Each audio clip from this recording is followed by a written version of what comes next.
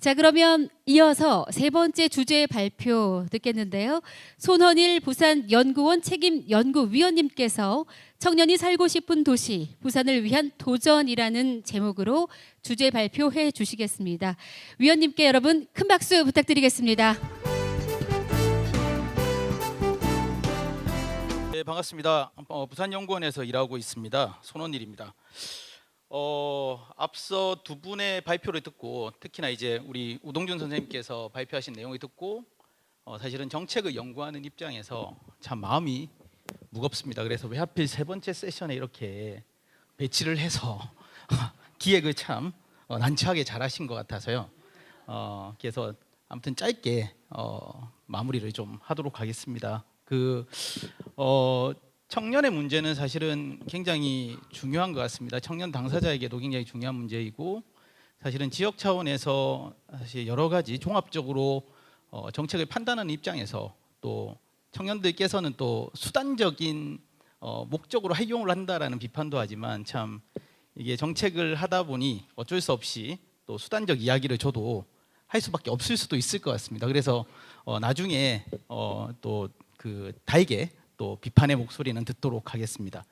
현재 부산연구원에서는 부산시와 함께 2022년도부터 부산의 청년 3,000명을 대상으로 추적 조사를 목적으로 저희가 청년 패널을 구축을 해서 올해 3년 차에 조사에 접어들고 있습니다. 그래서 청년들의 실제 변화들을 추적하고 그 변화의 양상들을 토대로 해서 부산시에 보다 청년의 체감성 높은 정책을 마련하기 위한 기초자료로 활용하기 위해서 지금 청년 패널 조사를 하고 있는데요.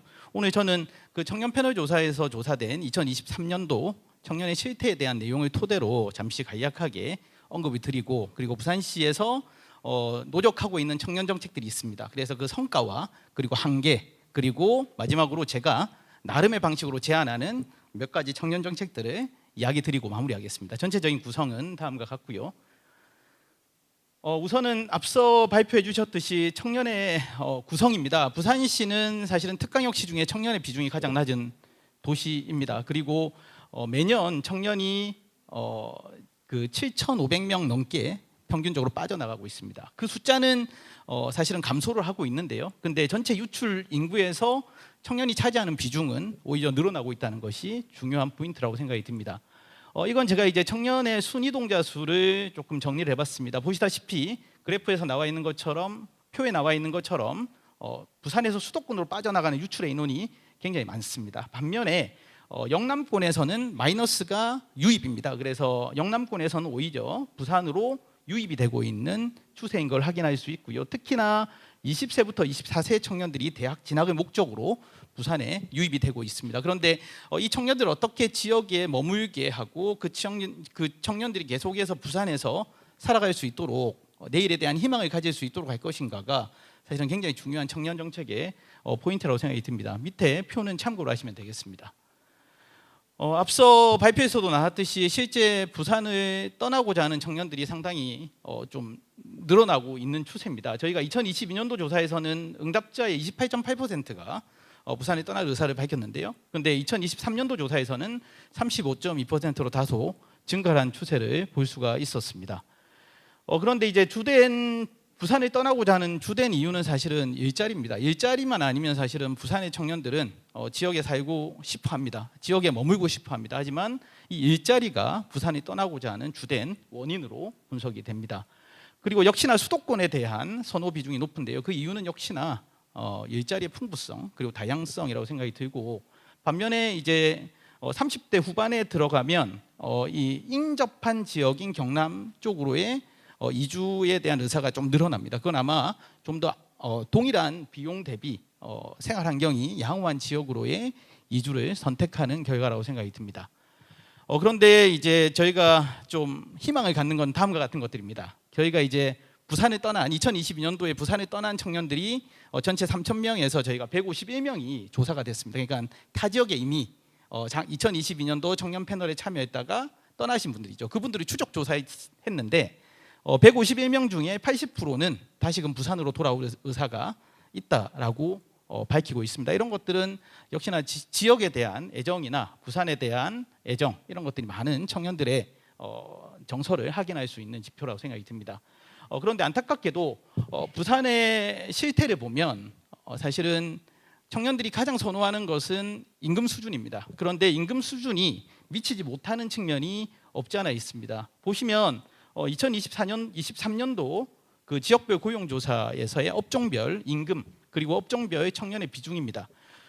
제가 이제 가로에 1, 2, 3위를 해놨는데요. 부산은 대체로 저임금에 직종하는 청년의 비중이 높습니다. 그리고 그나마도 임금의 격차들이 상당히 많이 나고 있고요. 전국에 대비하면 전 산업 평균 27만 원 정도 부산에서 일하면 작게 받는다는 결과를 확인할 수가 있습니다. 그런데 이제 부산에서 청년들의 희망소득은 상당히 격차가 있는 것을 확인할 수 있고요.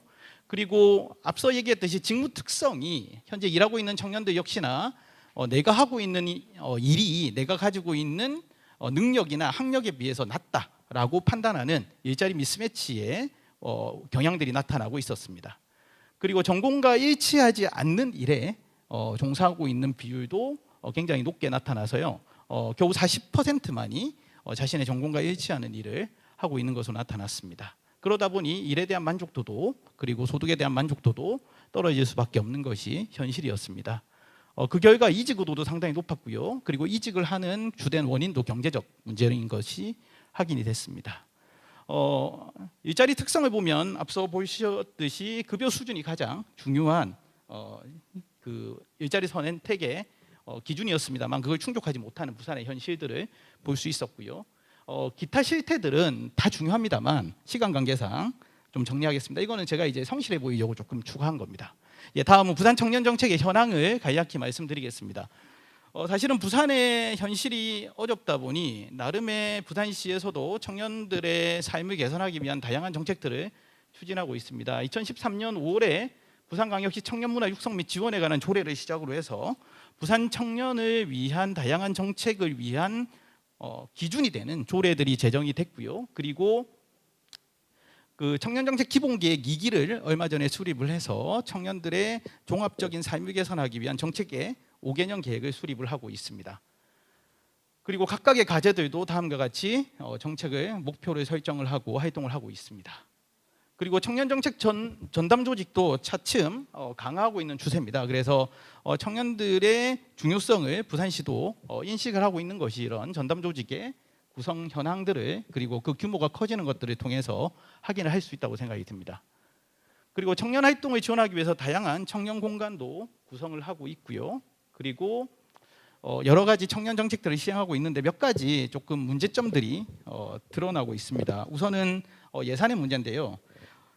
사실 작년 2023년도 청년 정책과 관련된 사업 수가 121개 사업이었습니다.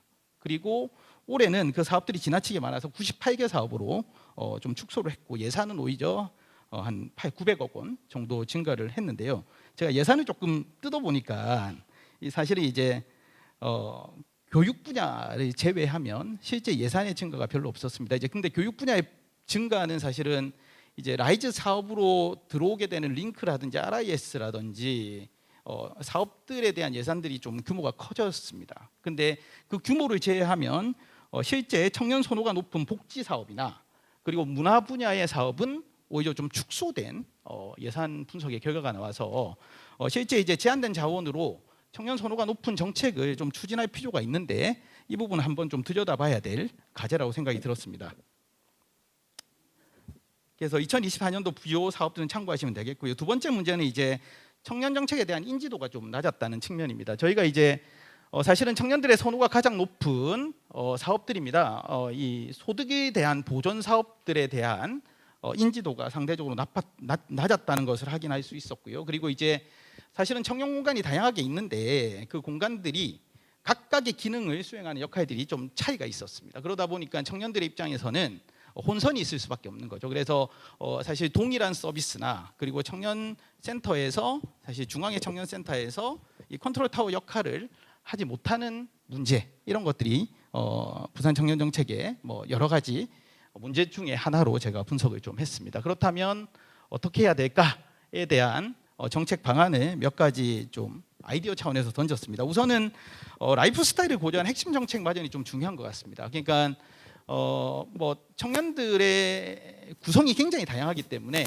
청년들을 그 구성들을 일일이 맞춰가다 보니까 사실은 청년 정책이 실효성 있게끔 뭐 체감성 있게끔 다가오는 부분이 좀 낮은 게 있는데요. 가감하게 많은 예산이 투입되는 정책을 좀 만들 필요가 있다라는 핵심 정책을 만들 필요가 있다라는 생각이 들었고요.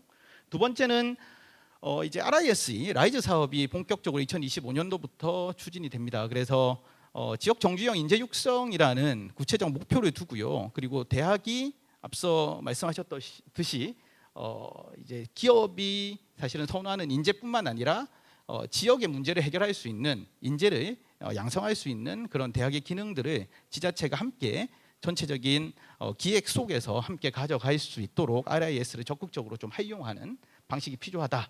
그리고 청년 친화적 정책 전달 체계가 좀 필요하고요. 예를 들면 지금 사실은 시와 구군 간에 올해 이제 처음으로 그 행정협의체 구성이 처음으로 됐는데요. 이 행정협의체 구성을 통해서 좀 긴밀하게 시와 그리고 구군 간의 소통이 좀 이루어질 필요가 있을 것 같습니다. 그리고 청년들에게 정확한 정보 전달할 수 있는 청년 정책 컨설턴트와 같은 기능, 그리고 청년센터에 가면 모든 청년 정책뿐만 아니라 다양한 정책들까지도 함께 상담받을 수 있는 시스템이 좀 마련돼서 청년들이 편하게 다양한 제도들을 활용할 수 있는 방안들을 전달 체계에서 좀 고민할 필요가 있다라는 생각이 듭니다. 그리고 청년 정책 평가 및 한류 체계 마련이 필요하겠습니다. 지금 다양한 청년 정책들이 구성이 되고 기획이 되고 새롭게 등장하고 사라지고 있는데요. 그런 기준 틀이 좀 마련되고 그 평가를 토대로 해서 이제 활유를 하고 그리고 새로운 정책에 대한 구성이 이루어질 필요가 있다라는 의견을 드립니다. 그리고 앞서 얘기했듯이 영남 지역 청년들이 상당히 부산으로 많이 들어오는데요. 타 지역 청년들이 부산에 정착할 수 있는 제도적인 마련도 필요하다고 생각이 듭니다. 아무튼 짧은 발표입니다만 오늘은 좀 많은 분들의 이야기를 듣고 저도 배우는 자리로 해가도록 하겠습니다. 이상 발표를 마치겠습니다. 감사합니다. 네, 세 번째 주제 발표를 해주신 손원일 연구위원님께 여러분 다시 한번 힘찬 박수 부탁드리겠습니다. 네, 청년이 살고 싶은 도시 부산을 위한 도전이라는 주제로 발표해 주셨습니다. 이로써 제1세션의 모든 발표를 마치겠습니다.